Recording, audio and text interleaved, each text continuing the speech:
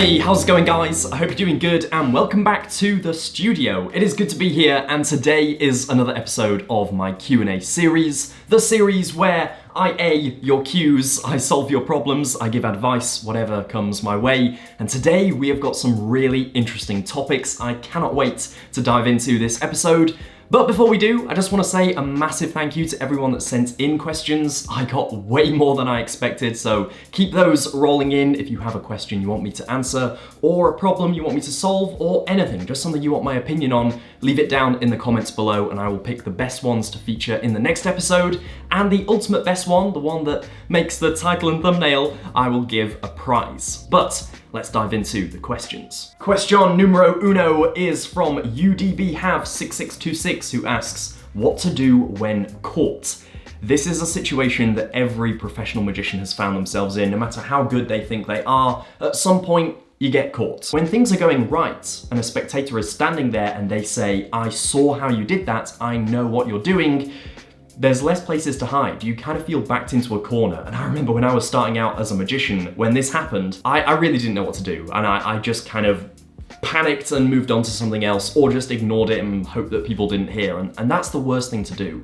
What you should do, really, I think, if they're correct about the method and they're getting it right, is just kind of admit it. Just be like, yep, every trick has a secret. Clearly I need to work on this one. Well done, and then move on to something else. But rather than making them feel bad for knowing how the trick is done, you can actually flip it on its head and turn it into a compliment and be like, oh, I can see you're observant. Not many people catch me out on that one. Well, let's do a different one and see if you can catch me out at this. So you're kind of playing them at their own game, and I think that respects their intelligence, but it also makes it a lot more entertaining. All right, next question comes from Lone Argatu, who says, I've been fascinated by the cups and balls trick and just purchased my first professional set. As a budding magician on a budget, I'm wondering if anyone knows of a cheap alternative busker pouch for this trick. Now, yes, I used to perform close-up magic with a busker pouch. In fact, I can go and get it and show you. This right here was my close-up pouch. As you can see, it's sort of a belt. It wraps around and clips together at the back. And it's got a load of pockets. It's got a big front pocket, big back pocket, two sort of Sharpie slots. It was really, really good. And I've got a few of these actually in various colors for different so it matches the suit. So this is good because this isn't designed for magicians. This is designed for workmen, right? Plumbers, electricians, whatever it is, builders. They have this round, they can put their hammer and their screwdriver and their various other tools. I'm clearly not a craftsman in any way, but they put their tools in that. I found it on Amazon, super cheap. You can use one of those. That does the job. It is good for loading and stuff. Now, you're asking the wrong person. I'm not a cups and balls expert. I do not perform the cups and balls. I never have, and I probably won't be anytime soon. But if you're in the market for one of these, then, well, I'm not going to be using them. So if you want to buy them, feel free to email me. If you're on a budget, I would not recommend going for something leather or something designed for magicians. Often with things like that, you can find a cheap alternative elsewhere. So yeah, that is what I would recommend. Moving on. Scotty P asks, as a long-time viewer, I see you wear many hats, metaphorically. Which do you personally find more rewarding, teaching, performing, or creating? What a brilliant question. Wow, I've got to say creating in sort of every aspect, because teaching is incredibly rewarding to pass on secrets to other magicians, and especially when you see magicians performing stuff that you have made. That's an amazing feeling. That is brilliant. And I love teaching, of course. The Magician Club, YouTube, books, wherever it is, I love teaching magic. Performing it is obviously just something that there's no greater feeling. In fact, do I love performing more? Wow, I mean, performing's great. Oh, this is a tough question. Is it too sort of philosophical to say that when you're performing, you're also creating because you're creating memorable moments of magic? I don't know if that's cheating the question, but I love all three. I think picking between them is very difficult, but I'm gonna go with creating because creating is something I'm creating right now. I'm creating a video. I feel like I'm always wanting to create, whether it's magic or whatever it is. So I'm gonna go with creating, but I love all three pretty much equally. So yeah, thanks. That was a brilliant question. Thank you. Subdri the Young Magician says, can I be a magician and not do sleight of hand? Yes. Yes, yes, yes. Do not let anyone at all tell you that you can't be a magician if you don't do sleight of hand. That is utter rubbish, and I will not hear one single word from it. That is nonsense. Of course you can. There are magicians with no hands. Magic is a personal choice, the way that you want to perform it. If you just want to do sleight of hand, that's fine. If you just want to perform with gimmicks, that's fine. If you just want to do one trick the rest of your life, that is also completely fine. It's a personal choice, and don't let anyone tell you how to perform magic. Do it your way. Next question is from HowGuard8860. If you could only use one gimmick for the rest of your life, what would it be? Now that's interesting. I just said if you want to perform one trick, you can. If I could only use one gimmick for the rest of my life, what would it be? I know straight away. I actually don't have to think about this too much. I'm gonna go straight for a marked deck. I blummin' love marked decks. I do. I don't know why I'm putting on an accent, but I absolutely love marked decks. They are just infinite possibilities. There is so much untapped potential in a marked deck. I use them at every magic gig. It is something that I swear by and I absolutely love. So yeah, I'm gonna say marked deck. And I'm actually working on a marked deck masterclass at the moment, and it drops on the 1st of August on the Magician Club. It is going to be the longest video project I have ever released on the Magician Club, and that's saying something. There's some big projects on there. The Marked Deck Masterclass is going to dwarf them. It is something that I've poured so much time into, so many days and hours, so I cannot wait to release that masterclass. If you're interested, that will be available for all members from the $5 tier upwards, so every single tier gets access to that on the 1st of August. I can't wait to release it. I love the Marked Deck so much, I could rave about it for ages, but I'm gonna move on. Yeah, marked deck, definitely. All right, final question comes from user KX6DW2SS5N, beautiful username, who says, hey, I was wondering what is the best online magic store? I wanted to buy something from Illusionist or Sans Mines, but I always hear complaints about quality of their products, so I went to another magic supplier that was highly recommended, not gonna say names, and the product was crap. I love your videos, congrats on 20K. Thank you so much, I appreciate that. Yeah, we've all been there, where you buy a product and it's just rubbish. So I thought I would answer this question in the form of a tier list. Do people still do tier lists? I don't know, but we're gonna do one anyway. This could be fun. Now, I believe this is a playable tier list that I've made on tiermaker.com, so I'll leave a link down in the description if you wanna do this yourself and drag and drop them into the tiers. Now, a few things before we begin. This is my opinion. This is not set in stone. I am not a voice for the magic community. I'm just a member of the magic community. So this is just my opinion. Feel free to disagree. And we're gonna go with what the companies are like currently, as of filming in July 2023. So controversies of the past, things of the past, we will leave in the past. This is how they are now. So here it is. We have got 5 tiers. We've got perfect, very good, solid, bit of a stinker, and utterly dreadful. That is the bottom tier. And we've got a selection of magic retailers and magic creators here. I've specifically gone for companies rather than individuals, and this is by no means comprehensive, although there are a lot of the big players here.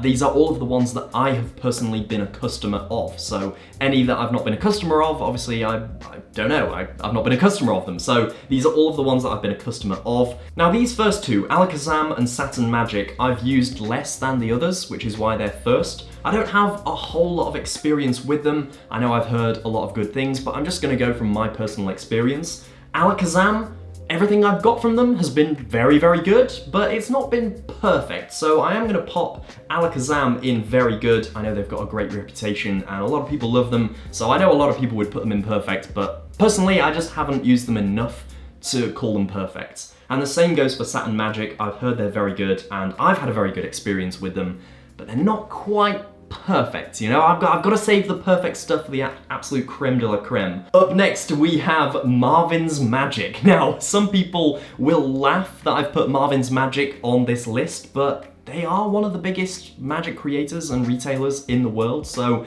it only feels right to put them on the list. And yes, their products are more generally aimed at beginners, but they're still a big player in the magic world and someone that I think needs a lot of respect. So Marvin's Magic, I am going to put in very good. I'm also going to put them in very good because the stuff that I've got from them, and yes, maybe this is nostalgia speaking, but their products are by far and away the best stuff for beginners, I think. Absolute beginners, the teaching, the props, the packaging, the whole thing, it's just, I just love it. I really, really love it. So I'm gonna put them in very good. Now, we've got two here that are very interesting. Magic World and World Magic, often confused, but they are different. And Magic World actually used to be on my doorstep. This is one of the few that I've been to in person because it used to be in Manchester just around the corner. So I've been to Magic World in person. They've done some good stuff. They've released some of their own stuff as well, and it's not always been the best, I'll be honest. It's not always been the best, but as a magic shop, they've been fine. I've had no complaints with them, really. I'm gonna pop them in solid. I don't think they're anywhere near a bit of a stinker, but I can't call them very good. They're just right in that sort of mid-range. World Magic Shop, on the other hand, damn, this is, do I put them in perfect? The Wizard product review as well, that adds a few bonus points. I can't put them in perfect. I just can't bring myself to put them in perfect, but I'm gonna put them in very good. But they're sort of towards the start of very good. Like, I think they're high up in very good, but they're not quite in that perfect category. Now though, we come to Merchants of Magic. Not much of a creator, definitely more of a magic shop, but they're my go-to magic shop. Out of all of the companies on this list, I have been a customer of Merchant more than any of the others. They are just the one that I go to, brilliant customer service, just excellent all round. I'm gonna pop Merchant of Magic in perfect. Massively underrated in the community as well. I don't see nearly enough people talking about just how good Merchant are. Great guys over there. Dominic is fantastic. So yeah, Merchants are in perfect, the first perfect one. Penguin Magic, huge name in the magic world. Oh, I know a lot of people would put them in perfect. I can think of a lot of magicians who absolutely swear by the Penguin bestseller list. That is just something that they are constantly looking towards. And I know that that list has a lot of influence over what people buy. So in that respect, they're a huge player in the magic industry, and they just have so much. They are just churning out so much content. Everything basically feels like it's on sale at Penguin Magic, and there is a lot of good stuff in there. But it's almost so much quantity that the quality is very hit and miss. It feels like almost anything can make it onto Penguin Magic, and there are some royal stinkers on Penguin Magic in amongst the absolute gems, and I'm sure even the biggest fans of Penguin Magic will have to admit that. So I'm actually gonna put Penguin Magic in solid. I can almost hear people crying out at that. I'm gonna put them in solid. I also haven't had a very good experience with Penguin Magic. Do I mention this? I think I have to now. Yeah, it's been long enough. At Blackpool Magic Convention one year, what I do at Blackpool is I go from stand to stand in the dealer's hall and I ask everyone, can I see a trick? Everyone always says yes, but I always ask. I always say, can I see a trick? Can you show one for the camera? Very occasionally, it's often the sort of mentalist stands that go, probably not, it doesn't play as well on camera, and I say totally fair enough. But basically, everyone says yes. I go over to Penguin Magic, I say, hey, I'm making a video for the convention. The person at the stand said, no, I've seen your videos, piss off. And that is a direct quote. And I was just sitting there, I was just confused. I was like, what, have I criticized this I don't think I've said anything bad about Penguin Magic, and I don't think the previous videos are showing bad on Penguin Magic. And so I was just completely confused by it. I just sort of stepped away and I was like, what? Really, really weird interaction. I don't know if they confused me for someone else. So I'm gonna, you know, if I was holding a grudge, I'd drag them right down here. Utterly dreadful. But I'm gonna put them in solid. Because it could have just been a misunderstanding, but I've never said that story before. I don't think it reflects too badly on Penguin Magic. It could have been just a case of mistaken identity. I've never said anything bad about them. I really rate them as a company. I'm gonna put them in solid. So yeah, a bit of a weird experience though. Definitely a weird one. Prop Dog, I've got some stuff from Prop Dog in the past. I made a video about like reacting to bad magic, and there was a Twitter account back in the day, a few years ago, called Magic Transcribed, where they basically found clips of magicians saying or doing just weird things or tricks going wrong and being handled badly. And there was a Prop Dog clip that really sticks in my mind of just, it was utterly bizarre, and they've done a few bizarre things on their live shows, and I know that some people find that really funny. I really don't find that sort of thing funny, but I know that they come out with some really good stuff, so it's kind of I'm gonna put them in solid. I know some people would put them in perfect.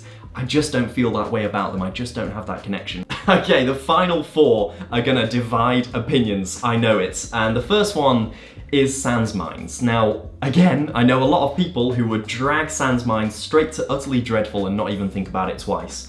I am gonna think about it because it is tempting to do that. They have a reputation of releasing below par products. I'll phrase it very nicely. But they've also released some really good stuff. And at the moment, Sans Mines are a bit quiet. I mean, it felt like a few years ago they were constantly releasing things. I don't know if that was just because maybe I was more in tune with them back then and maybe I've been a bit distant, but looking at the companies that I've already put in solid, I don't think they're on that level. I am gonna put Sans Mines in bit of a stinker. I don't think they're Utterly Dreadful. I really, really don't. I think they've come up with some good stuff. They've got a bit of a reputation which is maybe a bit unfair, but also is based on justifiably correct reviews of products that are just woefully bad. It's like, how did that even make the market? So yeah, I'm gonna put them in a bit of a stinker, to be honest, and hopefully you can understand my logic. Now, Theory 11 is an interesting one because they are a magic company. They come out with magic products occasionally, but in recent times, they've really just been a playing card company. Like, in my head, I think of Theory 11 and I think of the playing cards before I think of the magic. I don't know if that's the same for everyone, but I really just see them as a playing card company. Now, if this was a playing card tier list, which is maybe a separate video, they would go straight to the top of perfect. I think as a playing card company, they really are up there. But as a magic company, I just don't think they release enough for me to put them in perfect. Just to remind myself, what are they currently selling as magic tricks? You go on their front page and it's playing cards, playing cards, playing cards. They're not even advertising magic, like, oh, there's one magic trick on the front page here. Like, even the stuff on here, Quantum, Zandman Book Test, this stuff has been on sale for so long, Lit by Dan White. All of this stuff is still like the featured magic on their page. They really don't release that much, but when they do release, you know, I'm talking about quantity a lot here, but when they release, the quality is high. Everything I've got from Theory 11 has just been so well produced, the instructions, the gimmicks. This is a real tough one. I really didn't think I'd struggle this much with Theory 11, but I'm gonna put them in very good. I really am. I think the quality is there, but they're just missing that quantity element to put them in perfect. And I know quantity isn't everything, but as a magic company, the releases, I think the number of releases is semi-important to their reputation. Now then, Vanishing Ink. This is an interesting one. I feel like I've said this about them all, but they've released some really good stuff. I feel like I've said that quite a few times, but it's true. Vanishing Ink have released some great stuff, some stuff that's just gone straight into my repertoire. I am tempted to put them in perfect. I'm looking at the list, I'm judging what I think. Honestly, I think they've got to go straight into perfect. They've released so much quality. It's honestly impressive, and their roster of magicians, is that the word, roster, is brilliant. They've got some absolute fantastic minds behind them, so it's really no wonder that they've ended up in perfect tier. Illusionist is the last one on the list. I've saved this one till last because they are kind of the most divisive magic company, right? They're the one that everyone wants to know where I'm going to put it. And I am going to put it not in Utterly Dreadful. I'm joking, that is a joke. Oh god, I know it actually went in there. No, I don't want to put it in there. Not in Bit of a Stinker, not in Solid, but in Very Good. I'm gonna leave them in Very Good. This current Illusionist, I think we need to see a bit more of them before I can judge whether or not they're perfect. Illusionist of old, honestly, would really be down here. They would really be in Stinker, but current Illusionist, which is what we're basing it on, I'm gonna put them in Very Good. That is my final tier list. Nothing has ended up in Utterly Dreadful. The tier was there. I could have done if I wanted to, but I've not. And I think that's fair. I feel good about this ranking.